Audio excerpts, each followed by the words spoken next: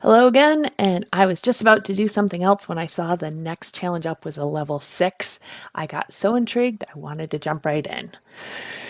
All right, so um, yeah, we've got a bunch of different pattern options we're going to explore here, a couple of other things, but let's jump right in. All right, so we are in grams. Here we go. I'm going to build this the way it's kind of shown here. So this will be my front view. This will be my top view. Kind of end up looking like this part here. I wanted to start with a revolve and have the outside and the hole all at once, but making this geometry is going to fill in part of that hole. There's really just not a way around it. You could try creating a plane at the back and then extruding up to the circular face, but all of our dimensions are given in the side view. So let's just start with a sketch. And we'll draw all three circles, and we'll grab the first two for an extrude, and then we'll grab the third one at the end. So we'll make the small hole on the inside 40. The taller tube is 60. And the large outer diameter is 122. Okay. And we'll use the sketch region option, and we'll take both of these, holding down control, and give those an extrude all the way up for an overall height of 100. Okay. And then we'll extrude this piece here for the bottom height of 8. All right, let's do this complicated thing on the right plane.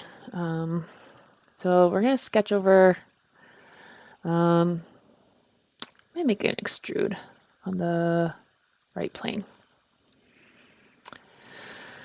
Okay, so we're going to have circle, circle. Oh.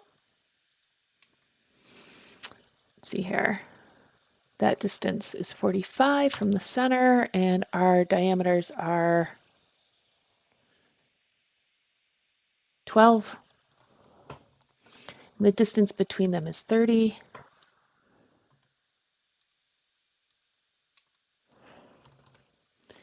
And for the height, we actually don't know it. We just know that there's a round here, and it's going to be concentric. Actually, you know what? So let's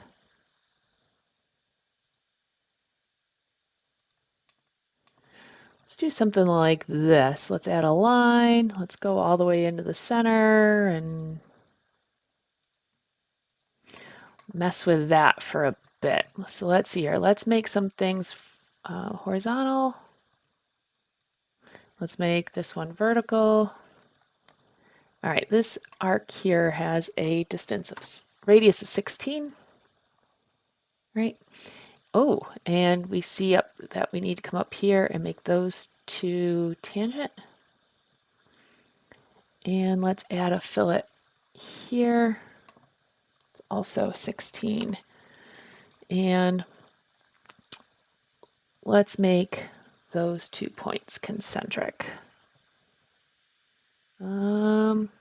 Let's get rid of that one. There we go. Oh, you might not have seen that. I had a pop-up that because these were vertical and I wanted to make it concentric, it was over constrained. All right. So let's extrude that. Let's make it symmetric with a width of 50. Okay. And actually, this would have been a good opportunity to use sketch region, but I didn't. So we'll go into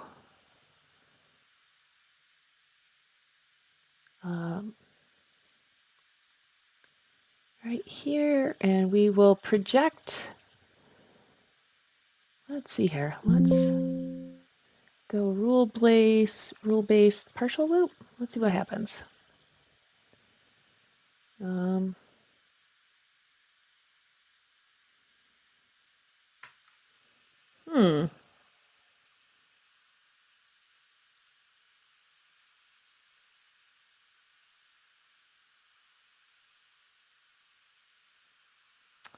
All right, we got that one. Let's all the way into the center.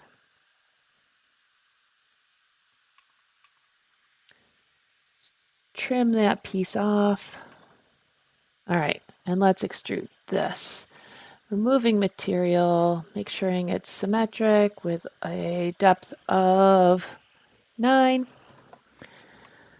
That looks good. And this looks like a good time to take that one and extrude it.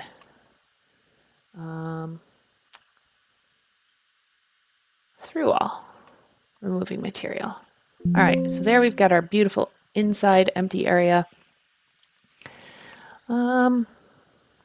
Let's see. If I look at it from this way, we can do an extrude on this face and add a couple of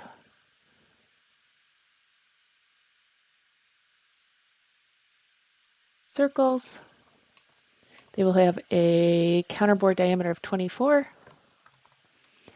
Those have a depth of 4, so let's flip, remove 4. And let's go do the same thing on the other side with the hexagon. All right, so let's show you a little something here with the hex.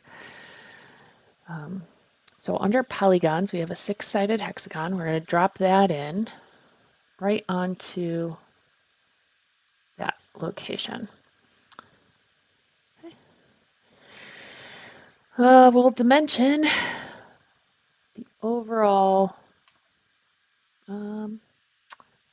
That's popping up in the other window, but let's try that again. We're going to dimension here to here. And we've got a pop-up. Here we go. The 16 we can delete. We'll update this to be 20. Okay, we're going to make it concentric between the construction circle and the hex. And then what we can do is we can select all of that and hit Control-C, Control-V. And we'll paste this down here. And what I want to do is make it coincident to there, and I can use equal to make this and this the same. There we go. So now we have 2 of those similar hexagon shapes. All right, let's drag this the other direction, remove material. The hex has a depth of 8. All right. So now our last step is the geometry on the bottom. So we're going to add some ribs. Let's start with a profile rib here. Okay, we've got a 45 degree and then this 5.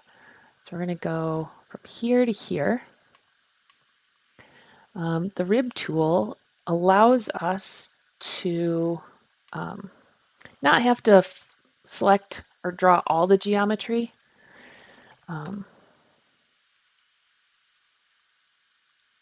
The rib tool has a thickness of 6.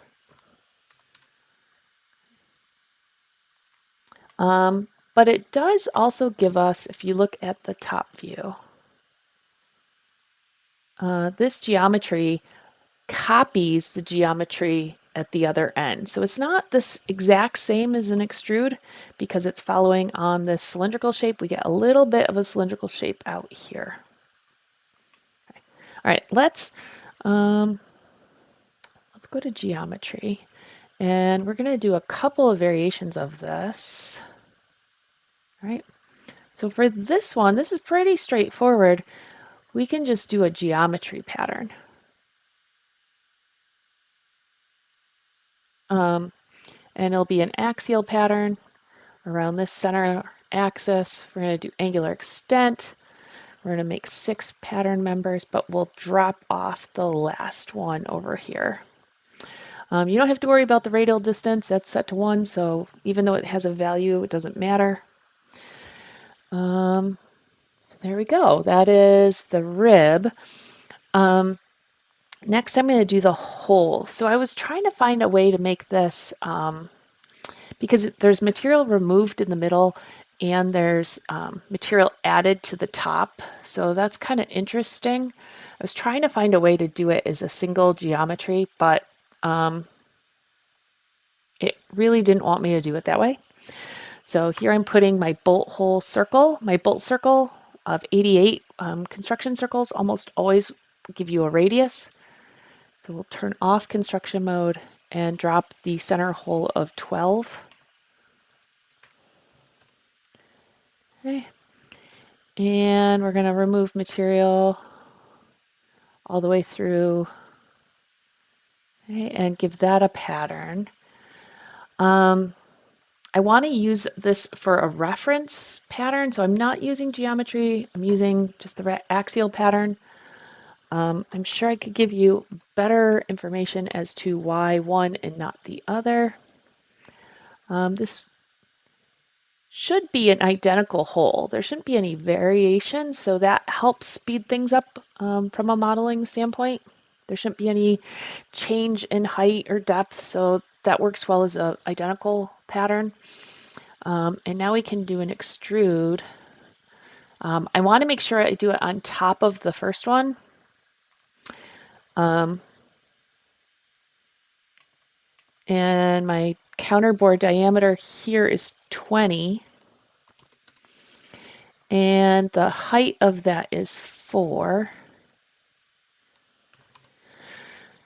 All right, I want to make sure I do it on the first one where I started, because then I can pattern that part and I get the reference pattern. So I made some geometry that was similar to the first hole, so it's going to do a similar pattern. Okay. All right, a level 6, I think we got it all done here.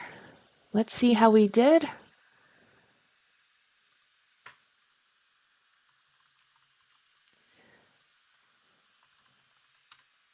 Nice. All right, so let's review. We talked about, or we demonstrated a general pattern, an axial pattern, and a reference pattern. We demonstrated a hexagon polygon from the palette tool, but also copy paste using that same pop-up box that looks like the palette tool, right? Other than that, pretty straightforward. I know it can be tempting to make this hole first, but to create this geometry, you would have had to fill in some of this shape here and gone back and cut it a second time. So you want to hold off on that.